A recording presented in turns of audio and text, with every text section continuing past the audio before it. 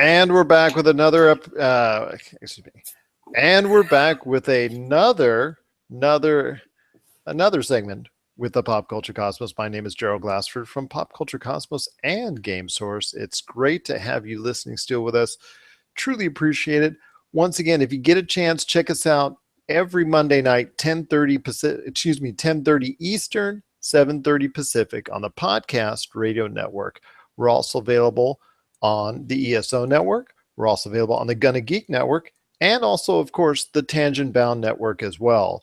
If you want to just download us and make sure you just subscribe to us and get the latest downloads each and every week of every episode that comes and hits every Monday, just check it out on iTunes, Google Play, podcast.com, Stitcher. We've got channels on each one of those. And we also want to welcome Mixcloud. Mixcloud as well has joined the party as far as a place where you can listen to the latest episodes of Pop Culture Cosmos. So check it out.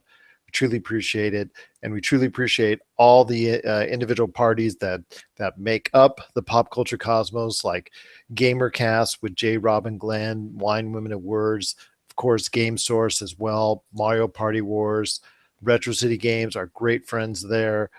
Rob McCallum Films, he does a great job. We just finished talking to him about some of the great things about what's coming up, and along with Doug as well from Retro City Games and Nicole. They do a great job as far as understanding the video game scene. And also wanted to give a shout out to Jay Bartlett, who from Nintendo Quest, but he also runs a site, A Galaxy Far Far Away, which dedicates itself to the Star Wars universe. So check that out on Facebook as well.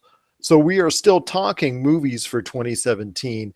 And I know Rob and I just got our segment finished talking about the detail of some of the things that he's looking forward to, plus also some pointed opinions on some movies that he wasn't so sure about or on the fence on. Well, I've also got the author of Vendetta Dark and the upcoming Congratulations You Suck. It's one of our standbys, one of our regulars, and one of our main guys and gals here at the Pop Culture Cosmos. It's Josh Pederson. How's it going again, my friend? Hey, it's good. I'm glad to be here talking about movies. And I know you and I are going to be talking about some of the upcoming games for 2017 that you're looking forward to here in a bit. But in this segment, I want you to talk about some of the movies that we're also looking forward to, because, some of the games and television shows and movies, they seem to go hand in hand as far as things that we look forward to each and every year, as far as an escape for us as an audience and us as individuals to look forward to provide that escape from reality for at least a little while. So first off, what the movies that you're looking forward to the most in 2017? The most, like my top well favorite? Actually your top one, and then we'll break it down with some of the others that you're looking forward to, because there's got to be a one. There is one. It is The Dark Tower. That movie's been in and out of production for so long, and I'm a huge fan of the book series. Have you ever read the books before? I've glanced through them, but I've not read them in full. But I have partaken actually reading a little bit of the series when I stop by the comic book stores and whatnot, because it seems like a very interesting thing indeed to delve into. I know, like I said before, one of my favorite actors, Idris Elba, he's going to be a part of it, also as well with Matthew McConaughey. They've only given you little peeks of what's going on, but come July 28th. People are going to be excited about what's going on as far as people that are really into that Dark Tower scene, correct? Right, and it's the book series. It's taken like longer than almost 20 years for the entire thing to be released, but it's a very dark, epic fantasy series. And what I like about it is that it's not like have like your Lord of the Rings and Shahara Chronicles, but this is more grounded, because instead of swords and magic and all that, you have has magic, but it's basically just a guy running around with a pistol. So someone leaked a trailer for this movie a while back, and Sony looks like they've really outdone themselves with this. Like, that's the reason that it's taking so long for them to let us know anything about this, is because they want to spend more time on the special effects and make sure the movies right, because they're not going to make 7 movies. They kind of condensed the story and made it its own thing. So it's not going to go exactly along with the books, but it's going to tell the same story but be different, I guess, in that aspect. But it's got some really great actors: Idris Elba, Matthew McConaughey. Just from what I've read about it, just the pictures and stuff, I'm intrigued and I'm really excited about it, because this could either be a really big movie if done right, or it's going to completely flop. That's the case for a lot of these films, because a lot of these films have the potential for really hitting big if they're promoted and actually they're made in a acceptable fashion. But other it could for a lot of these, I also see like they're on very tenuous nature as far as whether or not they can go either way. I mean, we were playing a little bit of handicapper before we ended up going on, and I just saw that there was quite a few. It's like, well, I don't know, this has that potential, but we'll have to wait and see. So, what are some of the others that you're looking forward to in 2017? Some of the hit movies that you think might strike well with both you and audiences? All right, well, just going down my list here. Obviously, I'm excited about Marvel and Star Wars, so I'm not even gonna go into those. But Alien Covenant is probably my next movie here. They just showed the trailer for it, and while I was really stoked about the trailer and excited to see all this stuff, I'm really hoping that it's not just a repeat of if it's not just another Prometheus or another Alien film, because while those are both like really good movies and Alien is a classic, I wanted to push the story forward. So that's my fear. You have those in the trailer. You had those classic scenes with they're trapped in the room with the xenomorph, and you have the chest burster coming out of that guy's spine. So you call it spine burster in this one, but I'm excited to see it. But I really hope that it pushes the story forward. I'm concerned about that because they've talked at length in interviews about going back to the basics as far as alien movies are concerned. And Alien was one of those, and Aliens, I should say, one of those few movies that actually told a detailed story while still scaring audiences. So, like you, I'm hoping they do that, but often they're not when they try so hard to go back to just the core of what made those films really good. They may try so hard on the horror end that they might forget the story as far as making sure it's detailed enough to, like you said, move the series along.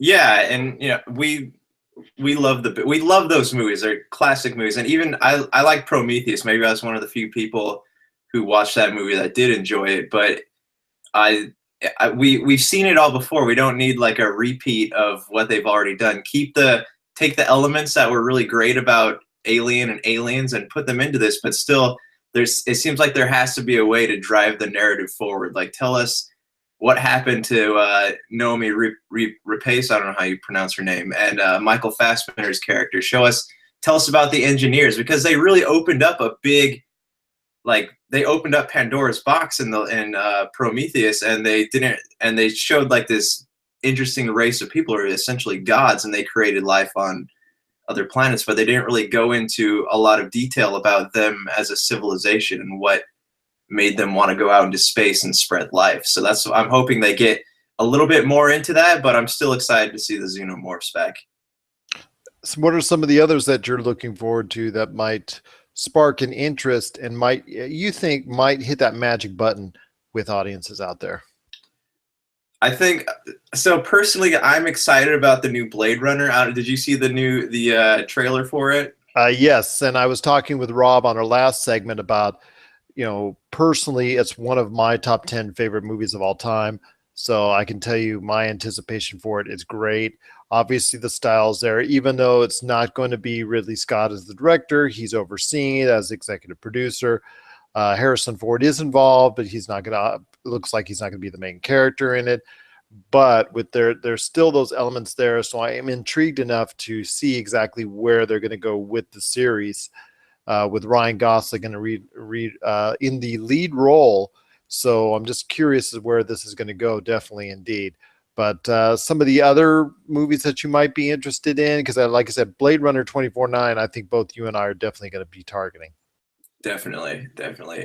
Okay, so we'll move on here.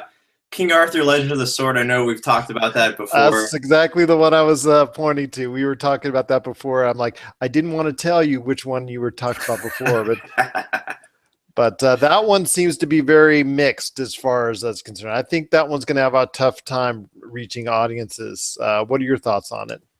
I honestly, I don't know, because Guy Ritchie he's got quite the portfolio under his belt. Like he makes these movies that they might not perform well in box office, but once they hit like the the digital DVD home video circuit, they end up building this cult following. And I mean, Sherlock Holmes, like he was amazing. Like he did fantastic things with that franchise. So I think that basing your opinion off the trailers is kind of putting you in a spot to not want to enjoy this movie, because I'm going to go into it with an open mind. I know it's got, no people were expecting more of like a historical epic.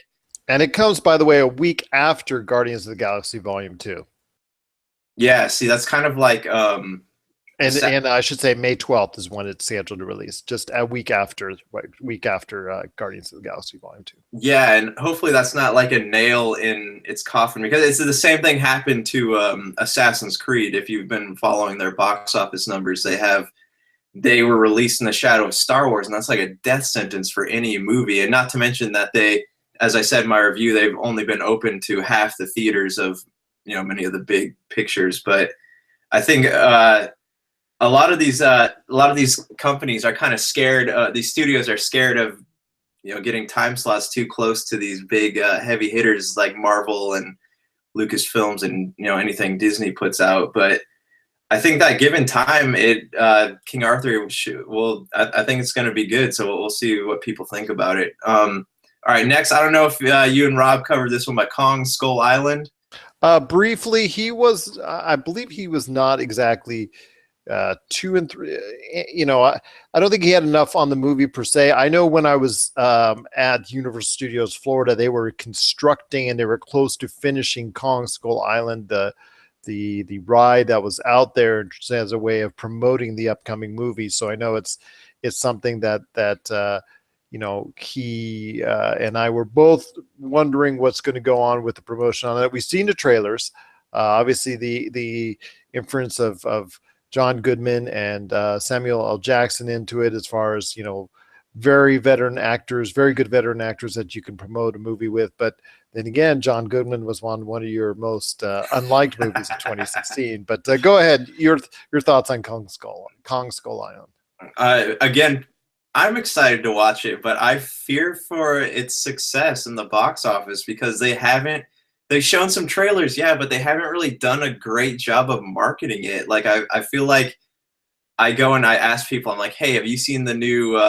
King Kong trailer? And they have no idea what I'm talking about. They don't even know that there's a new King Kong movie coming out. So I think this is, especially like people were expecting kind of bigger things from Peter Jackson's King Kong 2, and it's one of those stories that you have to be really careful with, because it can either be really good or it's going to be really bad, like most movies. But it's also supposed to lead into not most likely does not look like it's going to go and to take it to New York and then destroy New York as of yet. But it does look like it's going to set up as far as for the how a movie we're going to talk about here in a little bit leads into another chain of other movies. This one is, from what I understand, is going to lead into Mothra, Godzilla, things of that nature, correct? Yeah, that's what they're talking about. And if you think about it, like, this is a great time for monster movies, because you look at the success of Gareth Edwards' Godzilla, and even the indie films he's made before that, like Monster. Like people like that stuff. Like, even if it's not, it doesn't make billions at box office, people like to go and watch it still. So there's a chance it could be. It looks cool. I want to watch it. I like Tom Hiddleston. I think he's gonna be good in that movie. But at the same time, like, I think they need to do a better job of marketing it and let people know that it exists. I agree with you. So what else sticks out as far as numbers that you're going into, as far as movies that you are pointing to and have squarely on your radar? All right, here's the last three I made on my list, with the exception of the Marvel and Lucasfilms. I got The Mummy. Have you? I don't know if you guys gone into detail about that. Well, as far as the Mummy is concerned, I think what it comes down to is again, that's just what we are talking. That's going to point out to with in regards to what we were talking about with Kong Skull Island, how that movie is going to lead into Dr. Jekyll and Mr. Hyde and a whole bunch of those traditional older, well-known horror characters that are actually, those movies are going to be created into a line of movies as well. So you'll probably see that very soon also at the Universal Studios lot and all that, because it looks like those are going to be following suit. But I know that that movie looks pretty good. It has Tom Cruise playing a little bit different kind of action role per se. He's not the, he is the guy that's going to try and save the world or whatnot, but it does it in a different fashion and could lead into something else entirely from the trailer, correct?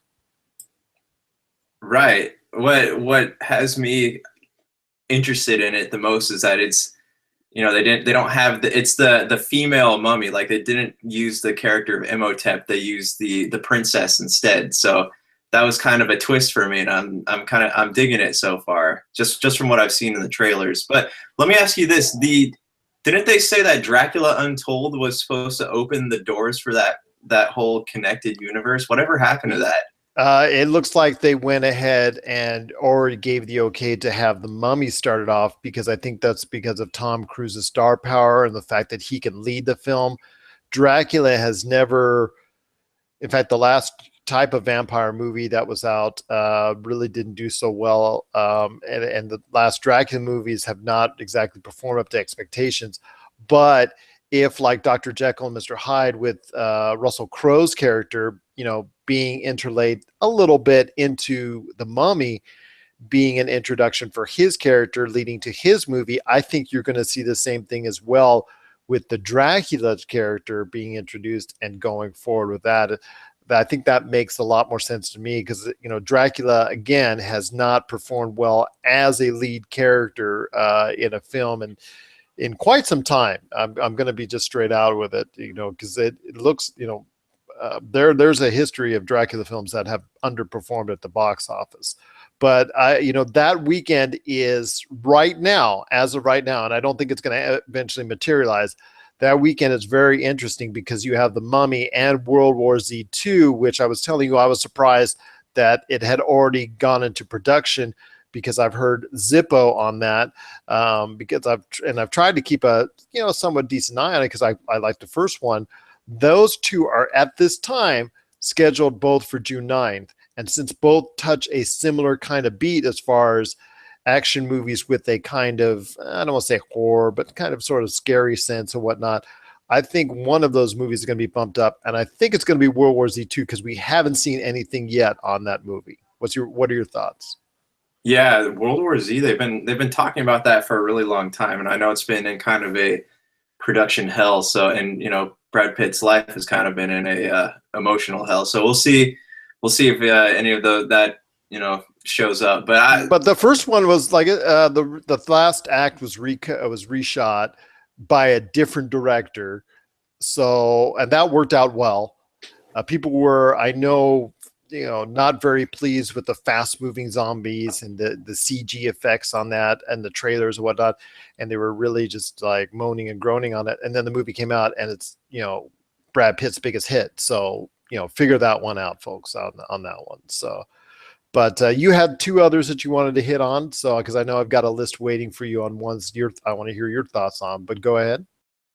All right. My last two, I got Ghost in the Shell with Scarlett Johansson.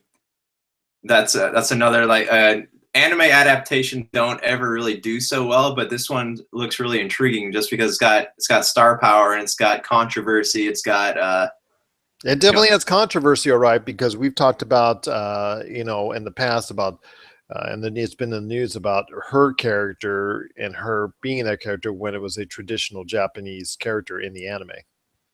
Yeah, correct. And we've seen a lot of the anime adaptations hit the big screen that ended up with Japanese actors in the main role, and they're okay, but they don't really attract American audiences, so that's something to consider. But Ghost in the Shell. It's I don't I watched the anime when I was a kid. I loved it. I've been a huge fan of it ever since it came out. So I'm excited to see this one.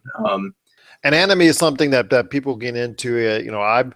I'm only a little bit into it because when your first movie is the movie that's actually sitting right behind your wall, it's like everything else is, to me, is just like I put it up into a tier on that because that movie is so great. And I'm talking about Akira, of course. When you see Akira, it's like, okay, there's Akira, and then to me, every other anime movie. But anime fans, they're if you're really into anime, I'm hoping that Ghost in the Shell will be something good for you. So I just wanted to point that out. I've noticed that in the background for quite some time, and I've always wanted to get a chance to say something about it. So. Oh, I love Akira. I always ask people. I'm like, have you seen Akira? They talk to me about like, have you seen Sword Art Online? Have you seen Full Metal Alchemist, which is really good, by the way? Well, it's hard because you say, okay, let me show you. You say to someone who, as far as the anime is concerned, okay, I want to get you an anime. What do you start off with? People will say Akira, but I'm not sure that's the case because Akira is so good, and you put that on a pedestal. Once you watch it, you want everything else to be like, Cowboy Bebop or anything like that to be on that same pedestal. And it's not. To me, it's not. It may be to other people, but Akira is just so well done, and it still holds up so well today that it's just hard for me to really get into anime to the level I want to when it's like, okay, this is not Akira. Am I bad on that? No. I mean, it's like introducing meat to a vegetarian and starting with bacon. You can't do that. No, and today, when we're recording this, today is National Bacon Day. So what are you gonna do? Hey, but, there you go. So what else is appearing on your radar as far as final movies that you're looking forward to before we go with a quick rundown of some others I've got lined up? All right, last one. Power Rangers. Call me crazy, but no, I touched on that with Rob. So that definitely is something to look forward to. That's a definite hit or miss movie right there. Oh yeah, for sure. And like it's funny because I went to go see Star Wars, and there's some kids like sitting a few seats down from me, and they were being completely obnoxious during the movie. But the Power Ranger trailer comes on, and they're like, "No, I don't want to watch this." And I'm like, "Shut up! You weren't even alive in the '90s." But it looks good. I mean, watching the trailer, I can't see anything wrong with it. There's nothing that I could really critique about it. I don't know what do you think? The teenage angst, the 90210 that's like a classic staple of Power Rangers, though. Like, they were all miscreants. They were angry teenagers. I just think they spent on the trailer. They spent too much time in the school setting to build up slowly. I think they should have ended up. Well, again, they show you the tease at the end of them turning. I think they should have shown more of Elizabeth Banks' character, because I think she's a tremendous actress, and I think she will be probably the reason why, if it becomes a hit, it will probably be the reason why it does, because I think the movie itself, she is the most well-known actress or actor or actress in the movie, and I think she's going to be the reason why they're going to carry off her as far as her skill set that she brings there. And I think that's if it does make a successful run, that's going to be the reason why, in my opinion. Yeah, I mean, banking an entire movie, I agree with you, but banking an entire movie on Elizabeth Banks is kind of doesn't really speak leagues about it. But she's done very well in all of her roles that lately. Pitch Perfect, as far as the Hunger Games, everybody knows that. But the 90s nostalgia will only go so far, so it has to be something that's going to be entertaining, quirky, campy, whatnot. Fun, I think, is probably what you want to get out of it. So if it is that, I think it will survive and actually will do decently. But if it just if it's like a you put a dump on a forest fire, and then that's the movie itself, I think that really has the potential to be either way. It really does. I mean, almost any other movie, I mean, we've talked about others, but this movie as well is like really, really teeter. It's like on a seesaw on whether it's going to be a hit or a miss. And I think the studio itself is also very nervous about that. But I think that's coming out in March, or is that February, if I'm not mistaken? Let me look that up. So I know I was talking about it previously in the last segment, with Rob on that. But I know there's some movies starting in January we want to talk about. But before we go into that, where are your thoughts on January movies again? Because I know we talked about that briefly, about your thoughts on when movies come out in January. What's the previous thought of where it's coming out? And by the way, Power Rangers again, yes, like I said, it was Rob earlier, it's coming out on March 24th. Yeah. I don't know, like January movies are, it's kind of a weird place because it's right after the holiday season ends. You're not really contending for an Oscar. It's kind of just a movie. Like it's probably a good month for like entertaining movies to come out. It's like Underworld, Resident Evil, obviously. Well, just before Resident Evil comes out is Triple X, The Return of Xander Cage with Vin Diesel. That's the first thing I want to talk about. Your quick thoughts on it. Vin Diesel returning to the role he was in many years ago. Is this another Last Witch Hunter? You know, can he actually, and Pitch Black? Because, you know, if it's not, doesn't have a furious name on it, he's not really had a good run lately. Yeah, if you would have asked me about this movie in high school, I would have been totally stoked about it. But right now, I don't. I think the character of Xander Cage has become so irrelevant that it's not. This movie's going to exist, but it's not going to be good. I'll probably end up going to see it just because I like those kind of cheesy action flicks, and it does have Donnie Yen in it for those of you who are fans of the Blind Monk and Star Wars. But it's so over the top, skiing through the jungle, dirt biking across a pond. I had a hard time like watching the first one, and I was 15 at the time, so it's just. I'm not very excited about this movie. I'll end up watching it eventually, but I'm not going to be waiting in line to see it. And you were talking about how Donnie Yen didn't want to approach Star Wars initially because the fact that he was being used, thought he was being used as a pawn for the Chinese marketplace. Oh, this is totally that happening. Yeah, and then some. So. And then some. It's the same reason they cast Tony Jaa in the last Fast and the Furious movie, is just to reach out to another market. But that's a January 20th release. Like I said, just a week before the Resident Evil movie comes out, the final chapter. John Wick Chapter 2. John Wick came under the radar back a couple years ago. And I'm telling you what, this movie, low budget movie, but really did strong numbers. Not a big blockbuster, mind you, but it made a nice little tidy profit for the studio. Did very well once it hit home video and digital release. What are your thoughts on Chapter 2 for John Wick?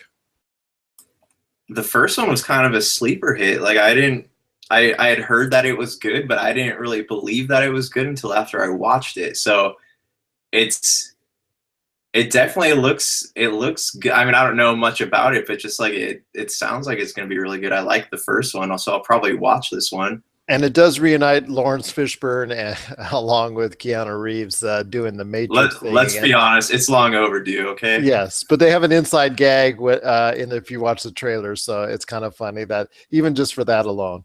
Lego Batman. Now, the Lego movie came out obviously to great, as far as acclaim. Also came out to did very well financially. So much so that there's now 2 Lego movies that are coming out in 2017. The Ninjago movie that's coming out in September, and Lego Batman, which I think is the one that they're going to target a little bit more, which is coming out February 10th. Your thoughts on exactly the Lego movies as a whole? Is it something that that they've now struck a chord with audiences? Do you think that both Lego movies as a whole might find success? Oh heck yeah! I mean the last Lego movie to come out has become like a hit among kids. I mean kids stopped singing "Let It Go" the moment that the "This Is Awesome" song came out. So which was nice until it got annoying. But I think that the people who make the Lego movies are really clever. Like they have clever writers, clever marketers. It's all real, and they can literally steal anything from anybody. Like they have all these characters from everywhere, and they can just use them. And so I think that's like a great recipe for success. And now they're involved with Star Wars Episode 9, I think. Am I correct on that as far as the directors? Yeah. So you see the influence there. So like I said, I think the Lego Batman movie, the Lego Batman character was funny in the Lego movie. Will it be enough to carry an entire movie, or just like a one gag note that might fall flat halfway through? That's what concerns me. I mean, it'd still be great with kids or whatnot, but the Lego movie touched and entertained audiences at all ages because of the clever writing and whatnot. So I'm hoping that it will not just be a one trick pony that, like I said, halfway through falls flat, because the Lego Batman, um, he, to me, it was very limited a character and only could stay so much as far as within that realm. And once if he's asked to do more than that, then in the movie, then it might become a problem. But we'll wait and see. Like I said, I have faith that it won't be that way. So I'm hoping that will come true and be just as entertaining as the Lego movie before. The Great Wall, which again, like Ghost in the Shell, we had talked about with Scarlett Johansson and whatnot. The Great Wall, has Matt Damon fighting in, China from many centuries ago, as far as that's concerned. And again, that has seen its fair share of controversy with the whitewashing and whatnot. Again, trying to reach all audiences and appease all sides with that. Your thoughts on the Great Wall, and do you think it actually will end up striking gold at the box office?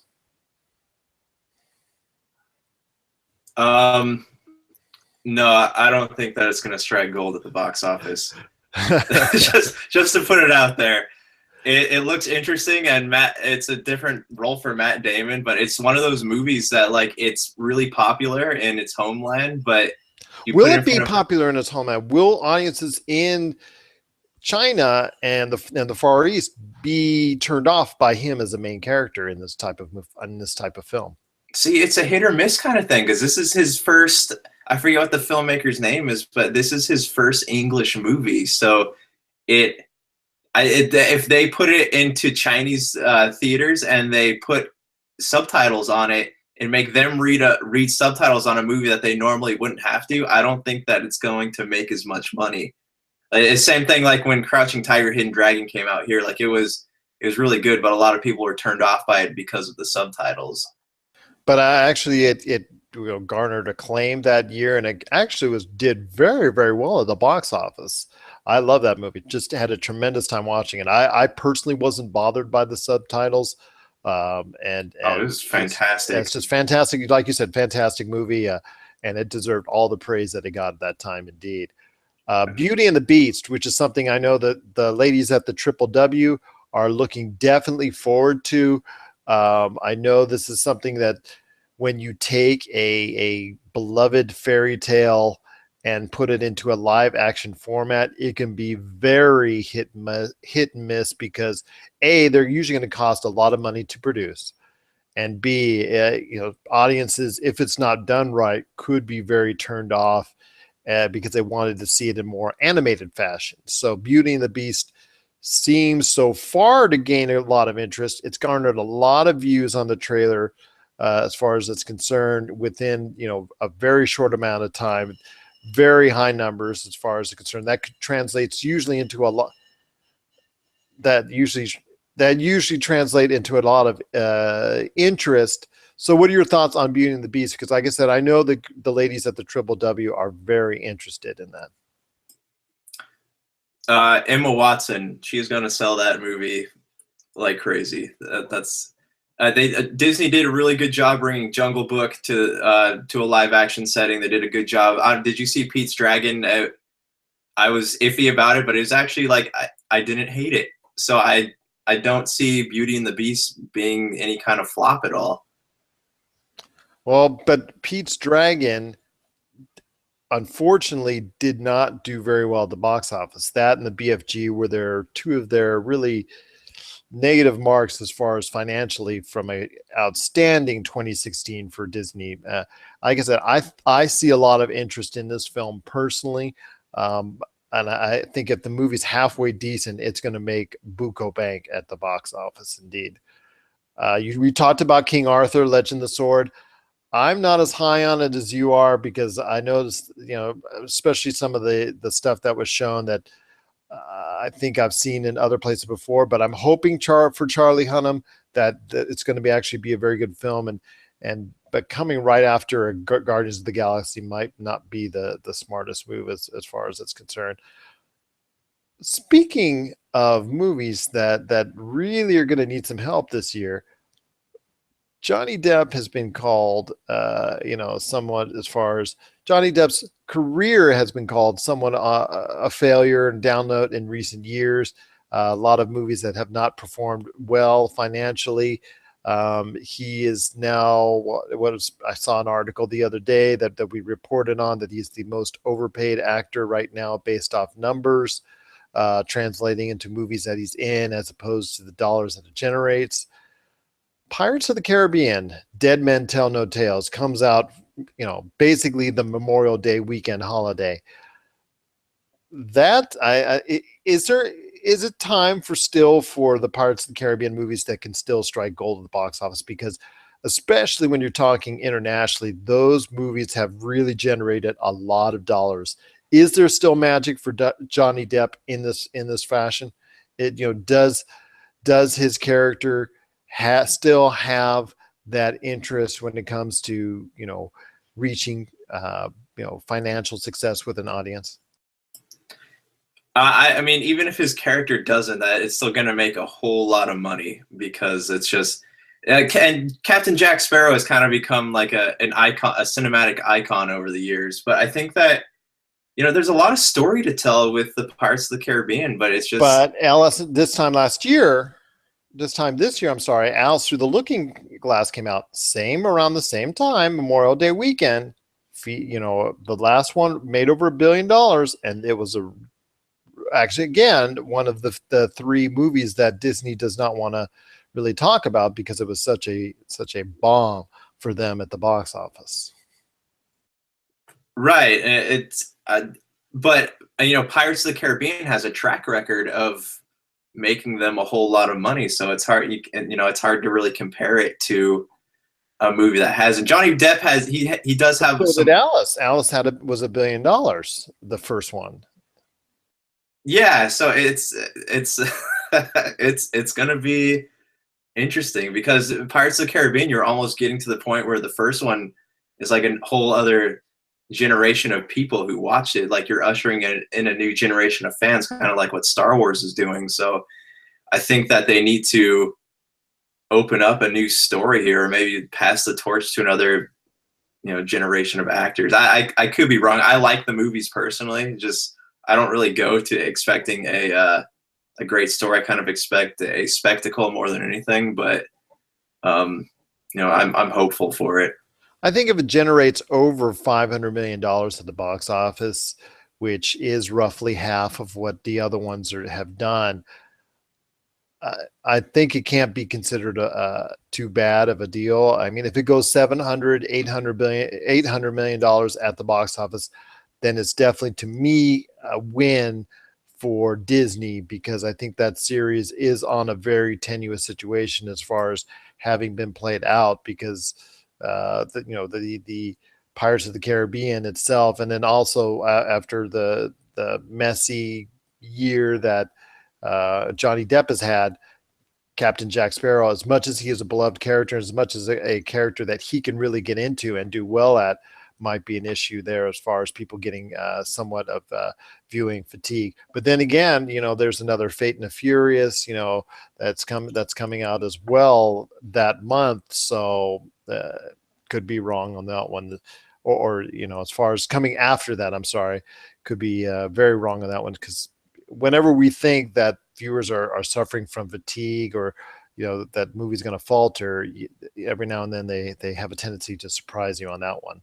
Cars 3, and this is something you and I talked about before we went on the air, with you wondering if there was any magic to the Cars series at all, because I've seen over the years the merchandising as far as been more a bigger emphasis than the movies themselves, because they both have generated both $500 million, $500 million at the box office, which is, for the production costs involved, it's not been that great of a translation. But I think more of a merchandising standpoint, we've seen a huge influx of merchandising for, after both those movies were released. What are your thoughts again on Cars 3 being something that maybe might spark a big interest again from the Pixar folks? I honestly, I don't. I think that Cars 1 had its magic. Cars 2 tried to harness that magic and kind of maybe did it successfully. But I think Cars 3, at this point, I mean, maybe it'll end up being like, Fast and the Furious. Like you said, fans will go back to it. But I think that Disney does a great job of marketing Cars. They have the toys. Kids love to play with those things. They have T-shirts, bedding, all that kind of stuff. And at California, as long as that rides at California Adventure and they have the gift shops all next to it, I think that there's definitely going to be an interest in Cars. But as far as like making more movies, I don't. At what point do you make so many of these movies that they end up going straight to home video? And what hurts it even more is that 2 weeks later, because Cars 3 comes out in June 16th, but 2 weeks later is Despicable Me 3, which I think still has a lot of life in that series. And if it's done nearly as well as the first two, I think that movie's going to just really just socko the what out of Cars 3 when 2 weeks coming just 2 weeks later after that comes out. You can put Minions in anything and kids are going to flock to see it. I Exactly. flock to see it. I think they're funny. So I couldn't agree with you more, because I think there's still a lot of life left in that series. And I think Despicable Me, outside of the Minions, doesn't merchandise as well. So Cars may see better all around in that end, but outside, because we know the Minions sell well, but grew, and there's really not very many merchandising opportunities outside the Minions. So that may be a wash from that's concerned, but definitely from a movie standpoint, I think Despicable Me is gonna make hand over fist over Cars 3 when that comes out. I think you can pretty much bank on that right now, if you're like here in Vegas. So one that I want to talk to you that's a little bit interesting, Valerian and the City of a Thousand Planets, which you may want to enlighten folks a little bit more about, but that's a movie that comes from the director that of some movies that were low budget but really performed a lot better than a lot of people had anticipated. So tell us a little bit more about Valerian and the City of Thousand Planets that's going to come out on July 21st, a time where movies can really strike it well, but also in that period we saw this year in 2016, we saw some movies like Star Trek and Beyond, and also Jason Bourne, which did not do as well as they were hoping to do because they were stacked right in that mid-July area. Yeah, you're kind of at the opening of, you're kind of stuck in the middle. So all the movies that came out in May, you're competing against them, and the ones that are still coming out in August. But Valerian and the City of a Thousand Planets, I don't know if you know this, but it's based on a graphic novel of the same name, obviously. But I think that it looks intriguing. There's not really I think it's going to be one of those movies where it's kind of like John. What are you say? John, well, I was going to say before we went into John Wick Chapter 2, but to me it seems like it's a film, if he captures any of the spirit of The Fifth Element, which Luc Besson directed previously, and that's probably the movie that he's most well known for. That could be really something. But go ahead. I'm sorry. Yeah. Well, I mean, Luc Besson, this is the perfect movie. I was going to say this is a perfect movie for him because he hasn't really Fifth Element had a cult following, and he hasn't really made a movie like that in a long time. And so if you watch the trailer, you definitely see a lot of elements that brought the Fifth Element, the Fifth Element. You see a lot of stuff from that movie in this trailer. So it's if you're feeling nostalgic, that's it's definitely something you want to watch. The problem is getting it to appeal to a wider audience, people who really, the Fifth Element wasn't really based on anything, but this is based on a graphic novel property. So the trick now is to market it and try to figure out how you're going to draw people into this movie, because it really had a very confusing story. If you've ever read the graphic novel or read anything about it, it's really complicated. There's a lot of layers to it. So you're going to have to find a way, the old acronym that filmmakers use, keep it simple, stupid. So you have to find a way to like bring audiences into it, or else it's kind of a dangerous property to adapt. Last one I want to hit on, because, you know, obviously we've talked, you and I both know the success of the Marvel movies that are coming out, both Thor Ragnarok and also as well Guardians of the Galaxy Volume 2. We know about Star Wars Episode 8 that's going to come out in December. We also know about the DC movies that are scheduled to come out as far as Wonder Woman. And I think a lot of pressure is on Wonder Woman to succeed, but I think it will perform very well. Also, as well, when you're concerning Justice League, which I believe comes out later that year, Justice League is really something that hopefully will get that springboard of success from Wonder Woman and translate into a lot of a good you know, fortunes for Warner Brothers in the DC universe after some, you know, okay, financially it wasn't that bad for them, but critically, obviously, it's something they could do a lot better, you know, especially after what we had said about it here as well. But the movie I want to talk about last but not least is a movie that I thought was just going to be a one and done, but definitely was a surprising hit as well when it came out.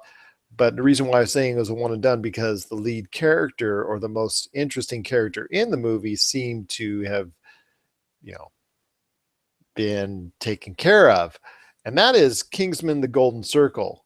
And that is something, you know, the success of the first movie obviously has led into the production of this one movie, and now they're going to have to explain, sorry, spoilers out there, of Colin Firth, you know, reprising that role, and to some extent that he's very famous for, indeed. But the individuality and different style of that movie just translated into such a good movie experience that I'm eager to see what's going to go on with the Golden Circle. Your thoughts? What I love about the Kingsman is that it's very grounded, but it's also very ridiculous. So like when they said that Colin Firth was going to be back, it didn't really surprise me. Like it's something that could be plausible in that world just because it's kind of ridiculous. But yeah, I'm excited to watch the movie. I thought the last one was really well written. The actors all played their parts really well. The fast talking and the action, and especially the cinematography was really good. So I think that, and this one has Channing Tatum, so obviously it's going to bring a flock of teenage girls into it. But I don't see any reason why it's going to be a bad movie. I don't know, what do you think about it? Well, I definitely think it could be a sequel that doesn't hit the numbers as far as from a critical standpoint, but I think it's going to, at least at the time it's coming out, which is around October 6th, which is kind of a different time. It's obviously going to be geared towards adult audiences, so adults can see it, and because it'll probably have a harder edge to it, like the last one did. And I think at least first off, initially, it'll seek some success. But whether it holds out or not is based on how well the movie is constructed. And I think if it has legs, that will speak volumes as far as how well the movie was done, because this movie could kick off a franchise, about 3, 4, 5 films for the series, or if it does poorly, it could just kill it right off. Right, and the first, I mean, the first one was kind of like that too, though. So it's hard to like say that this one's going to flop when the first one was kind of a sleeper hit in itself. So I can't like say, hey, this is going to be bad without actually, you know, watching it. But it's got a good foundation to kind of launch itself off of. I mean, I could be wrong in that, but you know, I'm gonna go see it. I feel like if they do a good job of marketing it, and they're tasteful in the way they're bringing certain characters back from the grave, and they make a story that's interesting to people, I think that, you know, it'll be a good movie.